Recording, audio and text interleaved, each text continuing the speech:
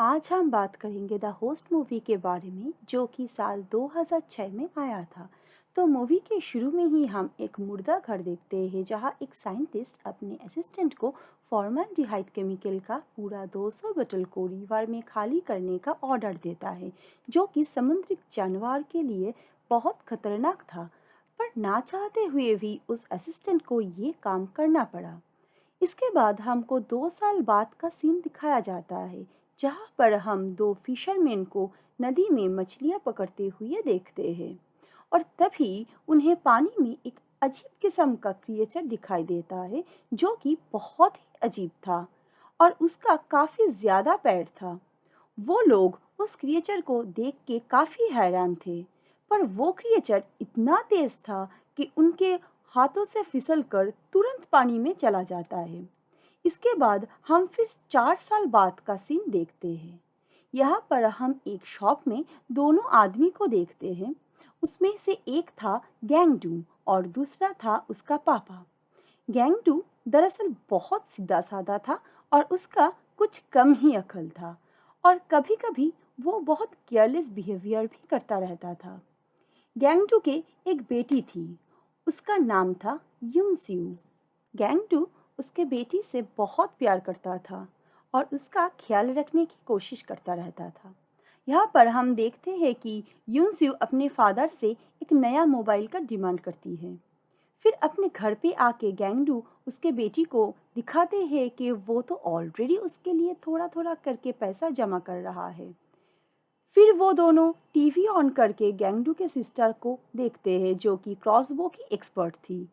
वो दोनों मिलकर उसका खेल टीवी पे देखते हुए रहते हैं, पर वो क्रॉसबो में उतना अच्छा परफॉर्म नहीं कर रही थी। और तब वहाँ पर गैंगडू का फादर आकर गैंगडू को कुछ कस्टमर को बियर देने के लिए भेजता है। जब गैंगडू उन कस्टमर्स को बियर देने जाता है, तब वहाँ पर रहते हुए कुछ लोगों को रिवर के ब्रिज पर एक अजीब तरह की क्रिएचर दिखाई देता है, जो कि पानी में चला जाता है और थोड़ी देर बाद उन लोगों के पास आ जाता है। और वो लोग उसको देख के उस पर बियर फेंकने लगते हैं और वो उस बात को लेकर बहुत मज़े ले रहे थे। इसके थोड़ी देर बाद ही अचानक से गैंगडू देखता है कि वो मॉन्स्टर तो पानी से ऊपर आ गया है और सभी लोगों पे अटैक कर रहा है। सभी की तरह ही गैंगडू भी वहां से भागने लगता है। फिर उस जगह पे बहुत ज़्यादा आतंक फैल गया और सभी अपनी ज़िंदगी बचाने की कोशिश कर रहे थे। पर वो मॉन्स्टर रोकने वालों में से नहीं था। वो सभी पर अटैक करके सबको घायल कर रहा था और मार डाल रहा था। और ये सब चलते हुए हम देखते हैं कि अचानक से वो मॉन्स्टर एक आदमी को खाने के लिए उसके पीछे भागता है और उसे मार के अपने मुंह में ले लेता है। वो देख के गैंगडू एक भारी साइन बोर्ड उठाकर उस मॉन्स्टर को हिट करता है और वो मॉन्स्टर थोड़ा सा घायल होता है।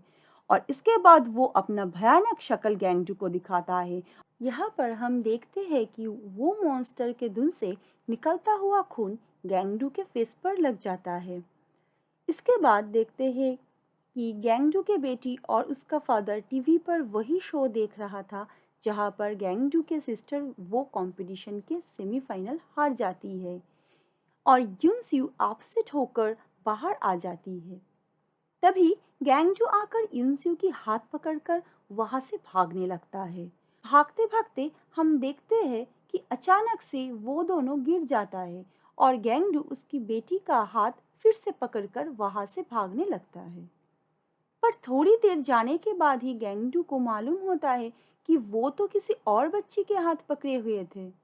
तभी वो देखते हैं कि उसके बेटी तो बहुत दूर रह गया है और वो मॉन्स्टर उसके बेटी के पास आकर उसे मुंह में उठाकर रिवर में ले जाता है।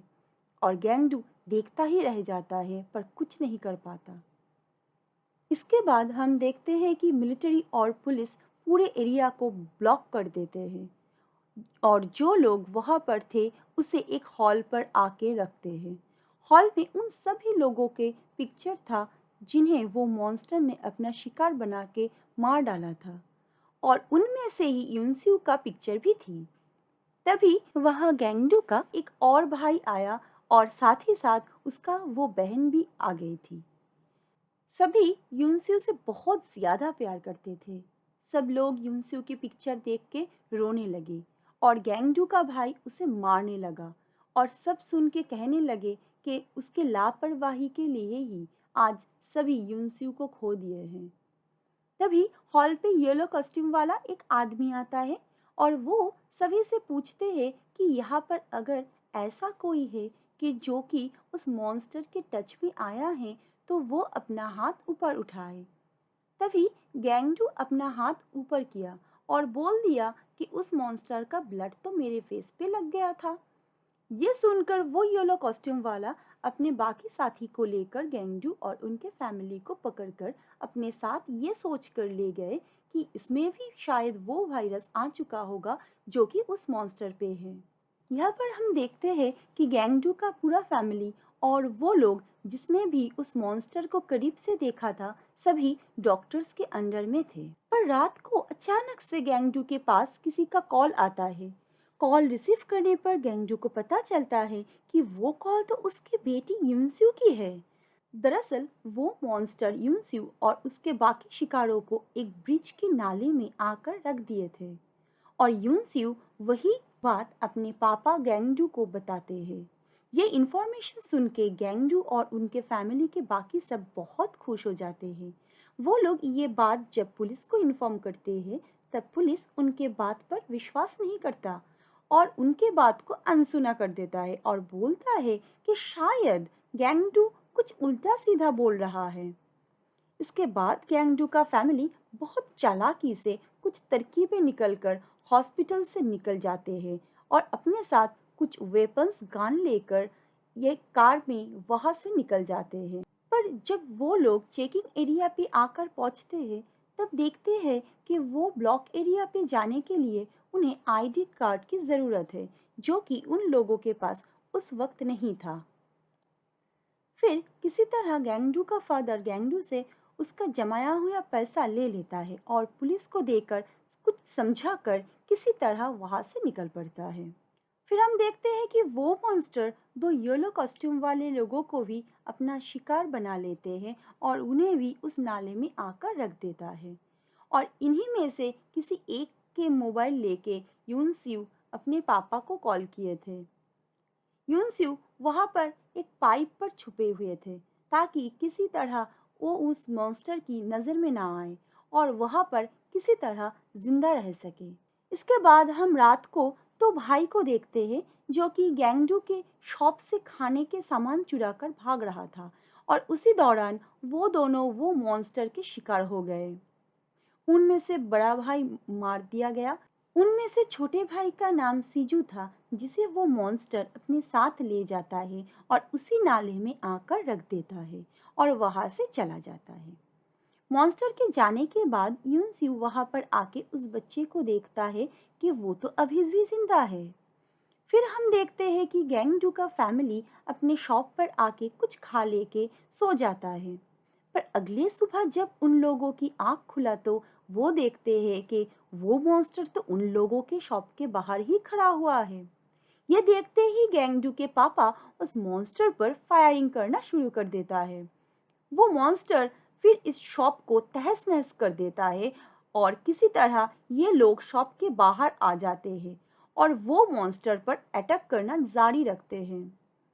बंदूक की गोलियों से बचने के लिए जब वो मॉन्स्टर पानी में चला जाता है तब गैंगडू का पूरा फैमिली उनके पीछे गोलियां चलाते हुए उसके पीछे जा रहे होते हैं और उनको पता ही नहीं चलता कि उन लोगों के पास गोलियां खत्म होता जा रहा है।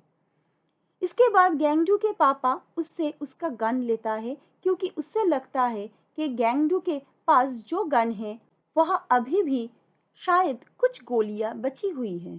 पर कुछ देर बाद उसे पता चलता है कि वह तो एक भी गोली नहीं है और उसी वक्त वो मॉन्स्टर भी गैंगडू के फादर के बहुत करीब आ चुके थे और गैंगडू के फादर को मार दिए।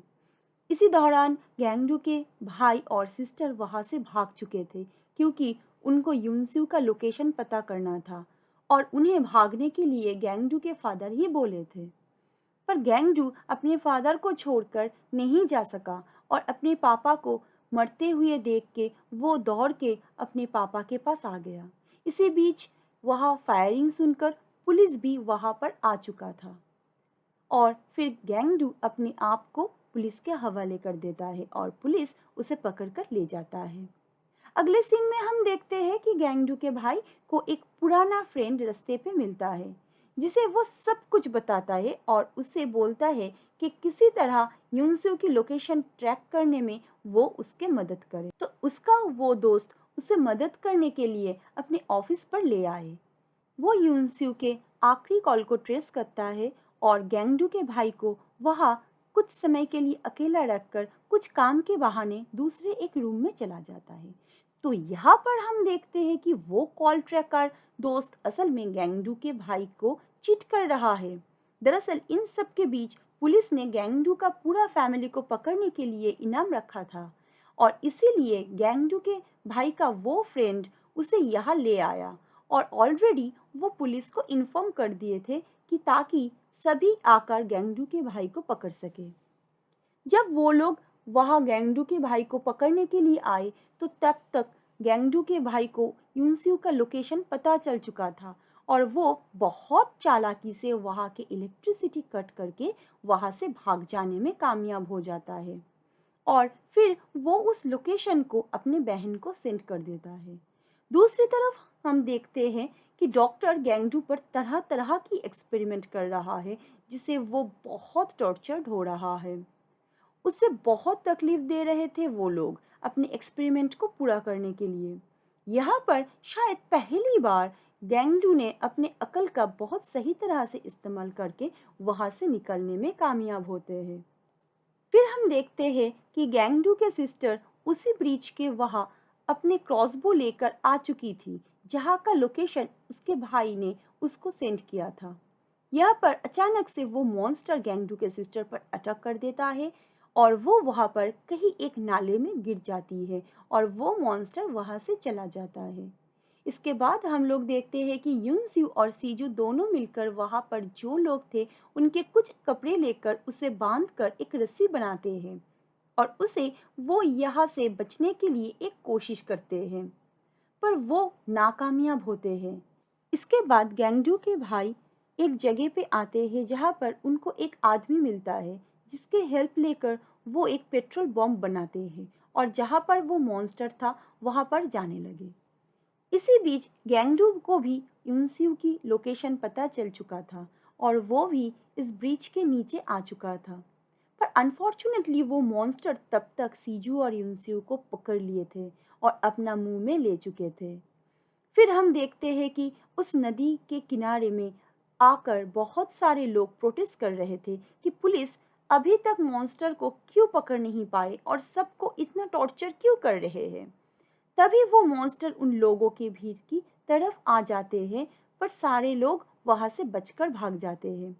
पुलिस ने एक पॉइजनस गैस बना के रखा था उस मॉन्स्टर के लिए जो वो लोग तब छोड़ के मॉन्स्टर को काबू में करने की बहुत कोशिश कर रहे थे जिससे कि वो मॉन्स्टर बेहोश होकर जमीन पर गिरता है। वह तभी गैंगडू उसका भाई और सिस्टर भी आ चुका था और गैंगडू अपने बच्ची इंसू को और सीजू को वो मॉन्स्टर के मुंह से निकल लेता है। पर अफसोस की बात ये था कि तब तक बहुत देर हो चुका था और यूनस्यू मर चुकी थी पर सीजू तभी भी जिंदा था। फिर वो मॉन्स्टर जब फिर से उठकर उन लोगों पे अटैक करने वाला होता है तब वो होमलेस आदमी पेट्रोल की पूरी कैन उस मॉन्स्टर के मुंह में डाल देता है और प्लान के मुताबिक गैंगडू के सिस्टर अपनी क्रॉसबो पे आग वाला तीर लेकर उस मॉन्स्टर पे फेंकती है। इससे वो मॉन्स्टर पूरा जल जाता है पर तभी वो अपने आप को बचाने की कोशिश कर रहा था और पानी के तरफ जा रहा था पर गैंगडू पूरा लास्ट मोमेंट पर आके ये नहीं होने दिया और उस मॉन्स्टर के मुंह में बहुत जोर से एक रॉड घुसाकर अपने जगह पर उतना देर तक टिका रहता है जब तक वो मॉन्स्टर मर नहीं जाता। गैंगडू बहुत अकेला पड़ गया था और बहुत ज्यादा उदास हो गया था। फिर वो सीजू के तरफ जाने लगा और उसे गले लगा लिया। लास्ट सीन में हम देखते हैं कि गैंगडू अब तो बहुत समझदार इंसान बन गया है। और वो शॉप को भी बहुत अच्छे तरह से चलाता है। वो अब सीजू को अपना बेटा मान लिया था और अपने बेटे की तरह ही उसका बहुत केयर करता था और उसके साथ ही वो रहने लगा। और इसी लगाव भरे सीन से ये मूवी ख़त्म होती है। तो व्यूअर्स, आपको ये मूवी कैसा लगा ये ज़रूर कमेंट करके बता दीजिएगा और हो सके तो इस चैनल को लाइक और सब्सक्राइब भी कर देना ताकि आप ऐसी बहुत सारी मूवी के बारे में इतना शॉर्ट टाइम में जान सकें। Thank you.